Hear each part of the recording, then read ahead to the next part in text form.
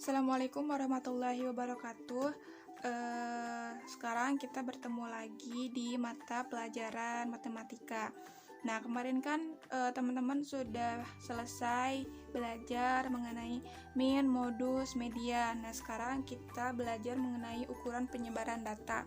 Nah, di ukuran penyebaran data ini ada sekitar 6 materi. Yang pertama yaitu ada jangkauan data, jangkauan antar kuartil, simpangan kuartil, simpangan rata-rata, ragam, dan simpangan baku. Nah, untuk pertemuan sekarang kita akan membahas 3 materi yaitu jangkauan data, jangkauan antar kuartil, dan simpangan kuartil. Kita masuk ke materi jangkauan data. Teman-teman kemarin udah Ibu tugaskan untuk membaca materi mengenai jangkauan data. Nah, jangkauan data ini definisinya selisih antara nilai datum terbesar atau kita notasikan dengan X-max dikurangi dengan nilai datum terkecil atau kita notasikan dengan X-min. Jadi ini X maksimal dan ini itu X minimal.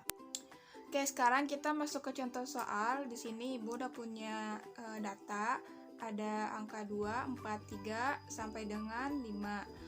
Nah, kita lihat di sini X max-nya itu yang mana? Berarti angka yang paling besar. Kita lihat angka yang paling besar dari 2 sampai 5 ini angka berapa? Udah ada ya. Yang paling besarnya itu angka 9. Berarti kita masukkan ke sini 9 dikurangi X min. Angka yang paling terkecilnya berapa? Teman-teman pasti udah tahu angka paling terkecilnya itu yaitu 1. Kita tulis 1. Berarti hasilnya itu 9 dikurangi 1, 8. Itu ya. Jadi untuk jangkauan data itu tidak terlalu rumit dan kemarin-kemarin pun Ibu udah pernah sampaikan materi ini, jadi ini hanya mengulas saja. Nah, selanjutnya kita masuk ke materi jangkauan antar kuartil atau yang sering kita dengar itu hamparan. Nah, pengertiannya itu selisih antara kuartil ketiga dengan kuartil pertama. Rumusnya itu H sama dengan Q3 dikurangi Q1. Oke, kemarin kita sudah belajar rumus kuartil 1, kuartil 2, dan kuartil 3.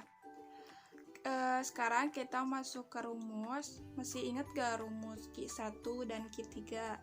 Nah, ini tuh bentuk rumus mencari kuartil 1 dan kuartil 3 dalam bentuk data kelompok. Rumusnya masih sama. Di sini ada TB ditambah P 1/4N dikurangi FK dan dibagikan dengan F. Untuk Q1 Q3 itu rumusnya sama saja, cuman yang membedakannya itu di Q1 itu di sini 1/4, tapi kalau misalkan Q3 itu di sini ada 3/4. Jadi bedanya itu di posisi pengkaliannya saja ya. Keterangannya Ibu sudah tuliskan di sini. TB itu tepi bawah, P itu panjang kelas, FK itu jumlah frekuensi sebelum kelas kuartil, F ini adalah frekuensi kelas kuartil, dan N ini adalah banyaknya data. Oke, sekarang kita masuk ke contoh soal. Di sini ada soalnya berbentuk data kelompok. Intervalnya itu 1 sampai 5 sampai dengan 21 sampai 25. Frekuensinya teman-teman bisa lihat sendiri. Kelas dari 1 sampai 5 itu 4, 6 sampai 10 itu 15, 11 sampai 15 itu ada 7, 16 sampai 20 itu ada 3, dan 21 sampai 25 itu ada 1. Jadi total frekuensinya itu ada 30. Nah, bagaimana kita menentukan frekuensi kumulatifnya? Sama saja seperti yang sudah-sudah, seperti min, modus, median, data kelompok. Frekuensi kumulatifnya tinggal kita jumlahkan saja. Berarti di sini itu ada 4. Selanjutnya 4 tambah 15 itu berarti 19. Ditambahkan 7 berarti jadi 26. Ditambahkan 3 berarti jadi 29. Dan ditambahkan 1 menjadi 30. Kita tentukan dulu letak Q1-nya itu ada di mana. Rumusnya itu kan kalau untuk menentukan Q1 itu di sininya 1, berarti 1/4 dikalikan 30. 1 kali 30, 30 dibagikan 4 hasilnya 7,5. Nah, letak 7,5 itu ternyata ada di interval 6 ke 10. Kenapa Bu ada di sini? Karena kan ini 4. 4 ditambah ke 15 itu hasilnya 19. Nah, 7 itu dia berada di sini di 15. Begitu, karena 15 ini dia terletak di interval 6 sampai 10. Langsung saja mencari Q1-nya itu berapa nilainya. Sekarang kan kita sudah tahu tuh letak Q1-nya ada di mana. Sekarang kita aplikasikan ke rumus yang pertama. Berarti Q1 sama dengan TB-nya berapa? Tapi bawahnya. Karena 7,5 itu terletak di 6 sampai 10, berarti TB-nya itu 6 dikurangi 0,5, berarti hasilnya 5,5. Ini untuk TB-nya ya. Ya, sekarang kita tentukan P-nya. P-nya berapa? P-nya itu berarti 6 sampai 10. Kita hitung 6 sampai 10 itu ada berapa? Berarti P-nya itu 6, 7, 8, 9, 10, berarti anggotanya itu ada 5. Sekarang kita menentukan FK-nya. FK-nya berapa? Karena ini data di awal 15, berarti frekuensi sebelum kelas kuartilnya itu hanya ada 4 saja. Berarti kita tuliskan FK-nya 4. Selanjutnya yang terakhir menentukan F, frekuensi kelas kuartil. Kita lihat karena frekuensi karena kuartilnya itu terletak di 6 sampai 10, berarti frekuensinya itu 15. Kita tulis F-nya itu berarti 15. N-nya berapa? N-nya teman-teman sudah tahu, di sini N-nya itu ada 30, berarti kita tulis saja langsung N30. Langsung saja kita hitung. Kita sudah tahu nilai TB-nya berapa, 5,5. Berarti kita tulis di sini langsung 5,5 ditambahkan P-nya berapa? P-nya itu berarti 5 kalikan dengan 1/4 dikali 30 dikurangi dengan FK-nya itu 4 dibagikan dengan frekuensinya itu 15. Oke, sekarang kita langsung saja selesaikan. Kita menyelesaikan dalam kurung ini dulu ya. Berarti 5,5 kita tulis lagi. Nah, berarti sekarang kita tulis di sini 5 dalam kurung 1 dikali 30 dibagi 4 itu hasilnya 7,5. Kita tulis di sini 7,5 dikurangi 4 dibagikan 15. Hasilnya berapa? Berarti kita tulis di sini 5,5 ditambah 7,5 dikurangi 4 itu kan 3,5. Nah, berarti di sini tulis lagi 5 dalam kurung 3,5 per 15. Nah, kemarin itu sempat banyak yang salah menjumlahkan ya caranya, jadi isinya tuh beda.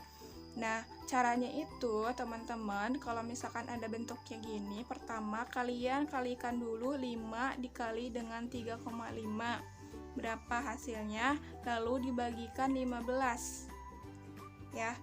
Nah, berarti di sini hasilnya itu 5,5 ditambahkan dengan hasil dari 5 dikali 3,5 dibagi 15 itu hasilnya 1,17.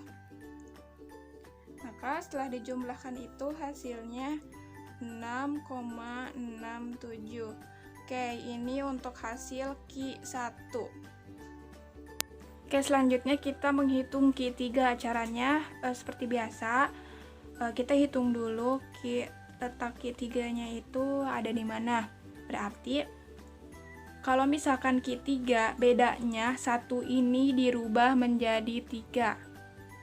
Berarti di sini 3/4 dikalikan 30, hasilnya itu 22,5.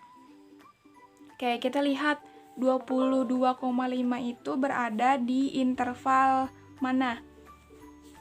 4 ditambah 15, 19, 19 tambah 7, 26, 26 ditambah 3, 29, 29 ditambah 1, 30. Nah, 22,5 ini ada di mana?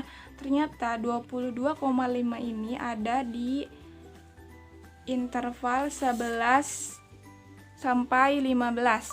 Paham ya? Jadi 22,5 ini terletaknya itu ada di sini. Nah, setelah itu kita sudah mengetahui letak Q3-nya itu ada di 22,5. Cara menghitungnya sama saja seperti rumus menentukan Q1, hanya bedanya di sini saja ya. Kalau Q1 itu 1/4, tapi kalau Q3 itu 3/4. Teman-teman bisa lihat di buku halaman 189 untuk menghitung Q3. Nah, dari perhitungan tadi kita sudah mendapatkan nilai Q1-nya itu sebesar 6,67 dan Q3-nya itu sebesar 13. Sekarang kita langsung saja aplikasikan ke rumus. Rumus untuk menentukan jangkauan antar kuartil itu berarti rumusnya itu tadi kan sudah dipaparkan ya. H sama dengan Q3 dikurangi Q1. Oke, di sini kita lihat Q3-nya itu 13, berarti kita tulis di sini 13 dikurangi 6,67. Maka hasilnya itu 6,33. Begitu. Mudah ya. Jadi untuk menentukan jangkauan antar kuartil itu teman-teman harus menentukan dulu Q1 dan Q3, lalu nanti hasilnya baru dikurangin. Begitu. Oke, sekarang kita masuk ke materi ketiga, yaitu simpangan kuartil. Tadi kan kita sudah bahas jangkauan data, jangkauan antar kuartil, dan sekarang kita belajar ke simpangan kuartil. Simpangan kuartil ini mudah karena untuk menentukan ukuran penyebaran data ini dia pasti beruntut. Jadi awalnya kalian harus menentukan jangkauan data dulu, nanti menentukan jangkauan antar kuartil, dan selanjutnya itu menentukan simpangan kuartil. Nah, teman-teman bisa lihat di buku juga dan di video ini bahwa simpangan kuartil ini setengah dari hamparan. Nah, kita sudah menentukan kan nilai dari hamparannya itu ada 6,33. Berarti langsung saja kita selesaikan untuk mencari Q-D-nya itu 1/2 dikalikan dengan 6,33. Maka hasilnya itu 3,16. Nah, untuk simpangan kuartil ini cukup mudah, teman-teman. Yang pertama itu harus menghitung jangkauan antar kuartilnya, lalu baru menghitung simpangan kuartilnya, seperti itu. Bisa dipahami ya?